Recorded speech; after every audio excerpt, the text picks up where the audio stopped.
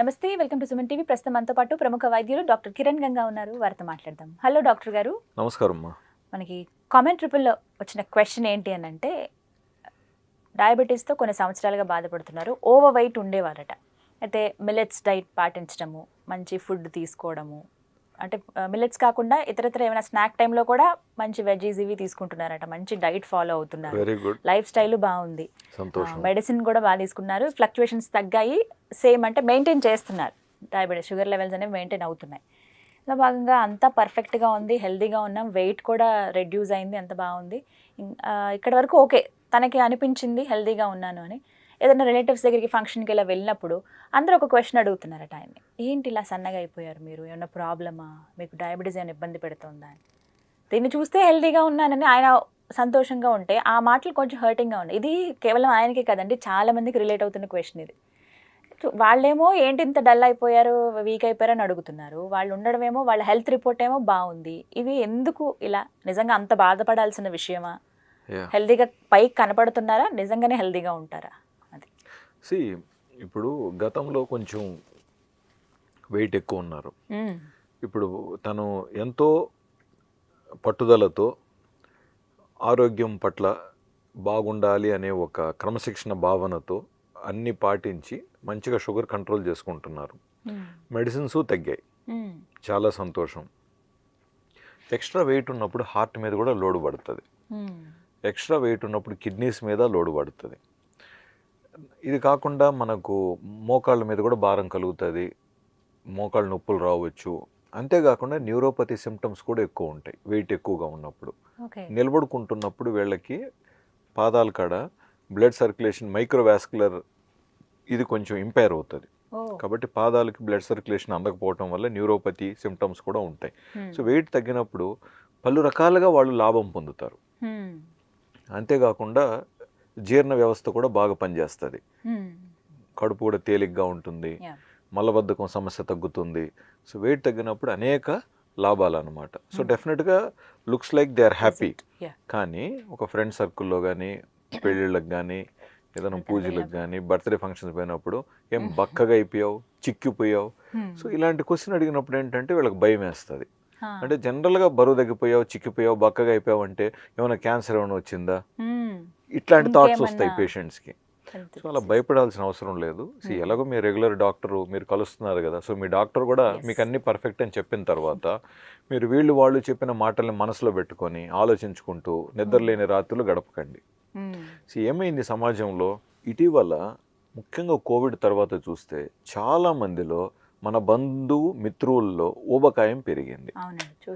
So వీళ్ళు లావ్ అయ్యారు. సో వీళ్ళ మధ్యన ఏమైంది, ఇప్పుడు మీరు సన్నగయ్యారు, సో చక్కగా ఉన్నారు, వీళ్ళకి కష్టంగా ఉంది.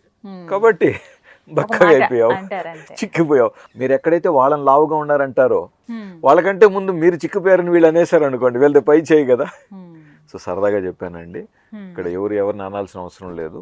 బట్ ఒకటి మనం అర్థం చేసుకోవాల్సింది ఏంటంటే, మీ బిఎంఐ పర్ఫెక్ట్గా ఉంటే మీరు ఇంకా ఏమన్నా పట్టించుకోవాల్సిన అవసరం లేదు. అండ్ ఏదైనా డౌట్స్ ఏదైనా వ్యక్తం చేస్తే మీ డాక్టర్ గారు ఒక అల్ట్రాసౌండ్ అబ్డమెన్ కానీ, ఎక్స్రే, కేయూబీ లేదా డాక్టర్ చెప్పిన టెస్టులు చేయించుకొని ఇతర సమస్యలు ఎటువంటివి లేవు అనేది నిర్ధారించుకున్న తర్వాత మీరు చింతించడానికి ఇంకా వేరే కారణాలు లేవు కదా. కానీ సార్, కొంతమంది అలా వీక్ అవుతూ ఉంటారు సడన్గా. అంటే ఎంత మంచి డైట్ అవి మెయింటైన్ చేస్తున్నా తర్వాత చూస్తే వాళ్ళకి కొన్ని రిపోర్ట్స్ బయటపడుతూ ఉంటాయి. అంటే మనిషి సన్నగా అవుతున్నారు అంటే వీక్ అవుతున్నారు అన్నప్పుడు ఎలాంటి ఇండికేషన్స్ అంటే, దేనికి ఇండికేషన్? ఓకే, కొంచెం డెప్త్లో వెళ్ళినట్లయితే, ఇప్పుడు వీక్ అవటానికి కారణాలు జనరల్గా విటమిన్స్ ఏదైనా లోపం ఉన్నా, పొటాషియం లోపం ఉన్నా, లేదా కొంతమందిలో సోడియం తక్కువగా ఉన్న వీక్నెస్ ఉంటుంది. చాలామంది ఈ వీక్నెస్ని షుగర్ లెవెల్స్ తక్కువ ఉండటంతో కూడా పోలుస్తూ ఉంటారు. సో బట్ ఇవన్నీ డాక్టర్ దగ్గరికి వెళ్ళినప్పుడు చూస్తే అన్నీ నార్మల్గా ఉన్న తర్వాత ప్రత్యేకంగా వీటి గురించి ఆలోచించాల్సిన అవసరం లేదు. రెండోది, నిద్ర తక్కువ ఉంటే కూడా వీక్నెస్ ఉంటుంది. మీరు రాత్రి 12 వరకు ఫోను, టీవీయో చూసుకుంటూ, లేదా పిల్లలు అమెరికాలోనో ఆస్ట్రేలియాలో ఉంటారు, వాళ్ళతో ఫోన్లు గంటలు మాట్లాడుతూ, సరదాగా చెప్తున్నా, సో ఎక్కువగా వాళ్ళతో టైం గడిపినప్పుడు మీకు నిద్ర తక్కువైనప్పుడు కూడా వీక్నెస్గానే ఉంటుంది. ఇది ఒకటి ఆలోచించాలి.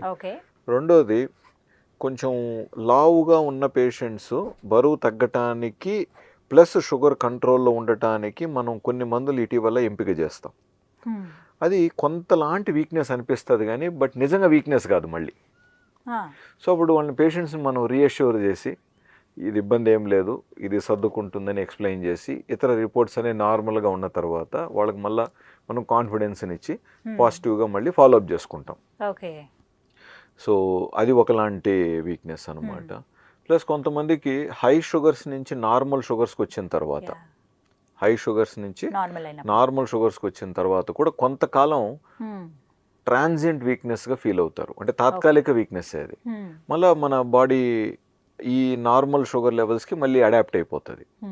సో కాబట్టి వీక్నెస్ అనేది మీరు ప్రత్యేకంగా వీక్నెస్ అనేది అనుకోకూడదు. ఇంతే కాకుండా వర్టిగో ప్రాబ్లమ్స్ ఉన్నా, మెడ కండరాలు బలం తగ్గినా కూడా ఒకలాంటి తిప్పినట్టు ఒకలాగా వీక్నెస్ ఏదో తూలుతున్నట్టు ఫీలింగ్ కూడా ఉంటుంది. అంటే ఇవి ఉన్నప్పుడు ఏంటంటే కాన్ఫిడెన్స్ లెవెల్స్ తక్కువ అవుతాయి.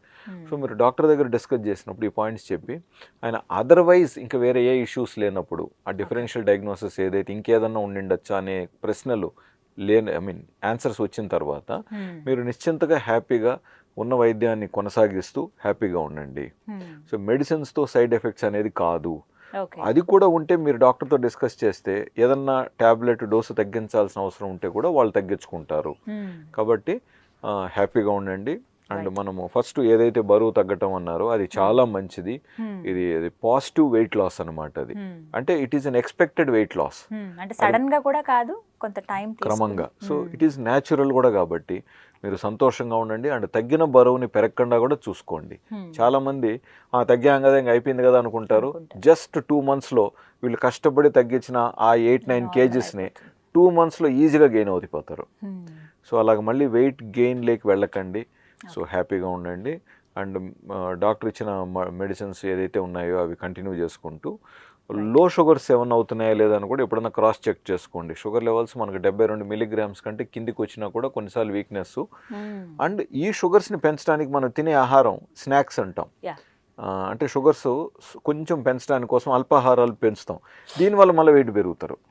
అది కూడా యాడ్ ఆన్ అవుతుంది. అవును సార్. కాబట్టి కొన్ని షుగర్ మెడిసిన్స్ తగ్గించుకొని లో షుగర్ కాకుండా షుగర్ లెవెల్స్ని యావరేజ్గా ఉండేటట్టుగా మెయింటైన్ చేసుకున్నట్లయితే ఇదంతా మేనేజ్మెంట్ అన్నమాట. ఈ మేనేజ్మెంట్ చక్కగా ఉన్నప్పుడు ఆయుష్ అద్భుతంగా ఉంటుంది. ఎటువంటి సమస్యలు లేకుండా కూడా మనం హ్యాపీగా ఆరోగ్యాన్ని మనము లాభం పొందొచ్చు. రైట్ డాక్టర్ గారు, థ్యాంక్ యూ అండి. నమస్తే.